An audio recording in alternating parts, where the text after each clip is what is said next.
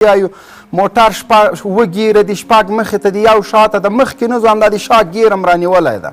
کله چې موږ متحد شولو د کونړ بند څه معنا لري؟ $1 میلیارډ غواړي، قسم مې د په خدای وي په یو غږ باندې دغه نن د تاسو د تلویزیون له مخې کوم په یو میاشت کې مې $2 میلیارډ د افغانانو نه ورته راټول نه کړل. د ما ګیره د کال کې لا د اسلام آباد په چوک کې مې در راوځړوي.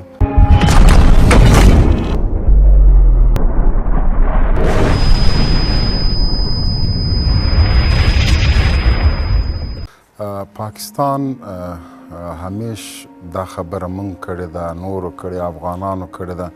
تقریبا دغه د دې په خاطر یې کړی چې هلته یو ژوند تیر کړي چې پاکستان زموږ دویم کور ده، یا په شرعي لحاظ د هجرت کور مو ده، د هجرت دیار مو ده.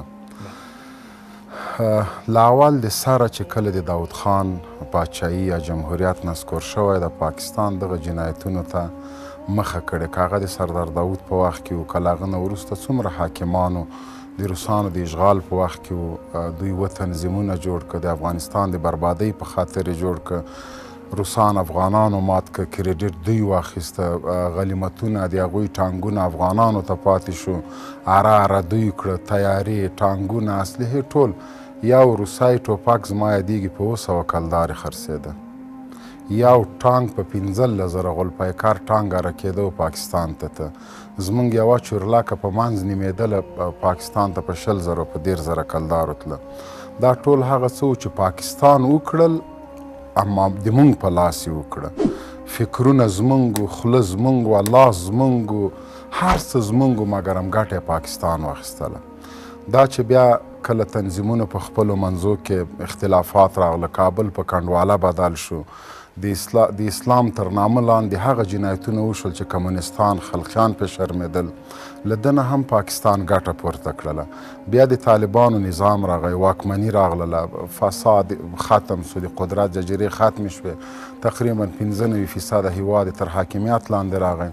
دا هم د پاکستان له زغمه وتلی و. بالاخره د 11 سپتمبر پاکستان ته د سرو زرو چرک سو چې 11 سپتمبر کې کلا فکرا ذهنا عملا په هر رقم دوی د امریکا ملاتړ وکړه. 52 هیوادونه وو، هلته اډې وې، هلته اکمالات یې کېده، له کراچۍ نه کېده، له تورخم نه کېده، له بولدک نه کېده. په دې ټوله لاره د دوی سیکورټي، د دوی امنیت، دوی ته ډوډۍ، دوی ته هر څه پاکستان ورکول. حتی د دغه نظامي وسایلو چې دلته راتلل، دا پروازونه چې کېده، د دې ټکس او مالیه هم پاکستان ته نه ورکول کېدله. کله چې امریکایان له افغانستان نه مات شول، بیرته د دوی ټانګونه په همدغه مسیر باندې چې راغلي وو بیرته لاړل. که M4 ټوپک وو، که اسلحې وې، په راتلو کې هم دوی غلا کړې ده، په بیرته تلو کې هم غلا کړې ده. بالاخره هغه د طالبانو حکومت راغی.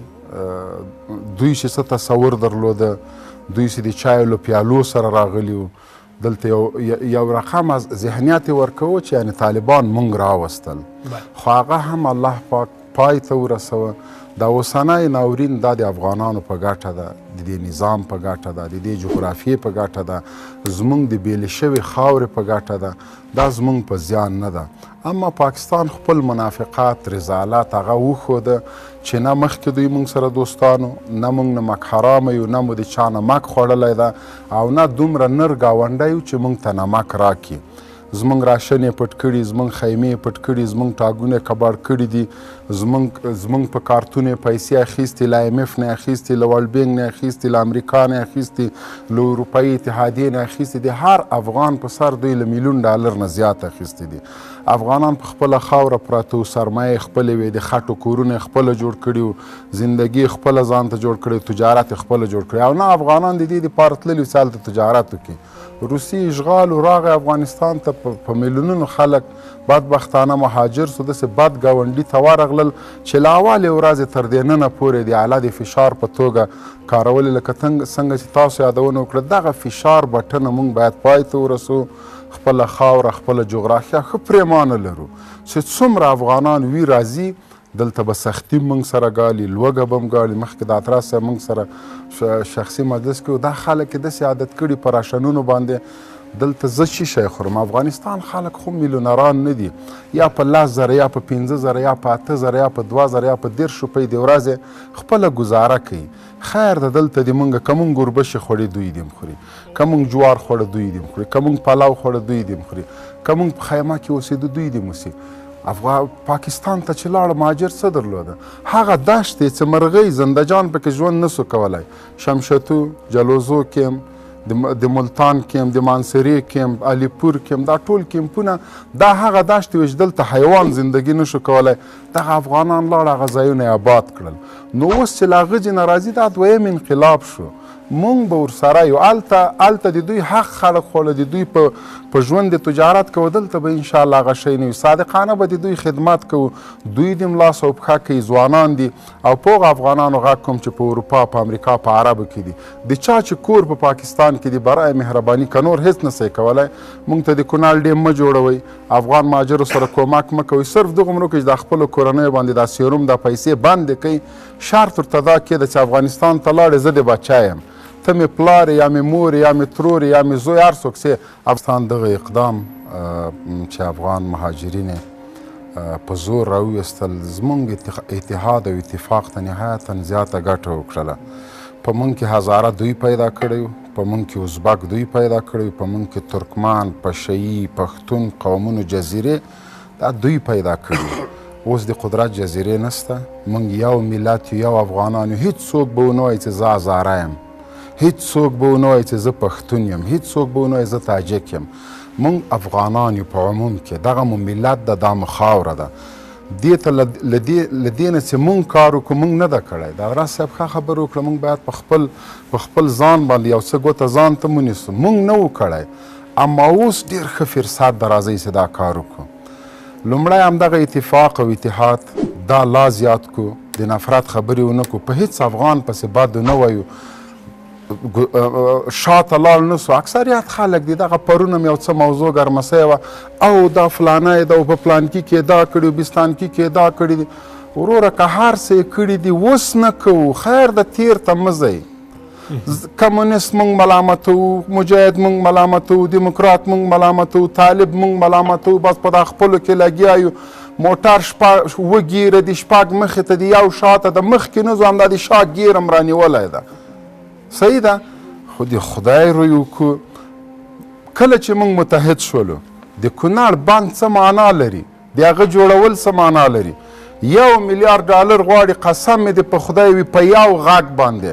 دغه نن دې تاسو د تلویزیون له مخې کوم، دوی دې ورته امکانات برابر کړي، دوی دې یو ښه سیسټم ورته برابر کړي، شفافه اداره دې ورته رامنځ کړي. که په یو میاشت کې مې 2 میلیارده ډالر د افغانانو نه ورته راټول نه کړل، دوی دې واخلي، دوی دې شفافیت په لاس کې کړي، د ما ګیره د کال کې لا د اسلام آباد په چوک کې مې در راوزړوي. دغه نن چې زه پې غږ وکړم، افغانان دومره د کونړ د موضوع په باره کې حساس دي، په ټولو ملي موضوعاتو کې، بالخصوص د کونړ د اوبو په مهارولو کې. د ما میرمن قسم په خدای راته ویلي چې د کونړ سیند جوړیږي د ما سره زر، یا د زرو یا د لزرو یا د لاکو، دا به د کونړ په سیند کې افتخاري د ما له خوا نه د غاړې غاړکۍ ورکړي. مور مې دغه خبره کړې، خویندو مې دغه خبره کړې. وخت چې هغوی دومره همت کوي، موږ په افغانان په کورونو کې سره زر نه لرو. زما میرمن د سره زر نه په غاړه کوي، زما میرمن د سرو زرو بنګړي نه اچوي، زما میرمن د سرو زرو ګوتمې نه اچوي، زه د قیمتي ساعت نه اچوم، قیمتي جوړه دې نه اچوم.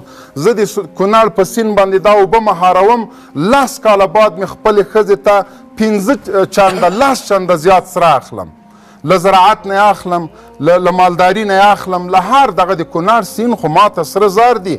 ما مخکې ویلي خلکو بلې خواته واچو چې دا ډیزل والله که 1 لیټر په 20 لیټرو ډیزلو ورکم ارزښت لري که نه لري. دا درسه خلک په خوږو اوبو پسې مړه سول.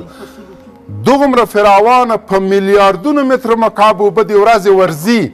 نمک حرام زه یم، غنم زما په اوبو کرې نمک حرام زه یم، مالداري د زما په اوبو د نمک حرام زه یم. په یو څاڅکي اوبه پسې مرم زه، ډیمونه تا ورته جوړ کړي نمک حرام زه. راځئ چې دا نمک حرام او نمک حلال معلوم کړو. که افغانان واقعا نمک حلاله وي، زه وایم افغانۍ نمک حرامه ده. دا حضرت صاحب ولې اوبه ورکړي دي ګاونډي ته؟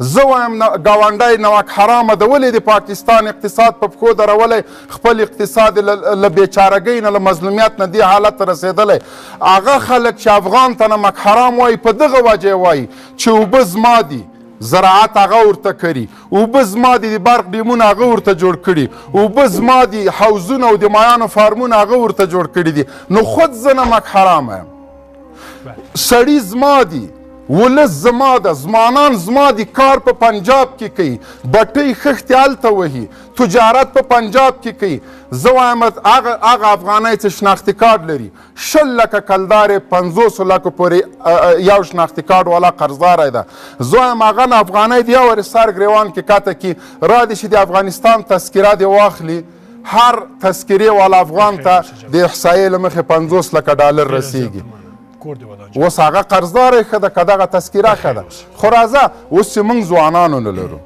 موږ قوه د کارو نه لرو معدن څنګه باسې زراعت څنګه کوي کور دې ودان جناب صاحب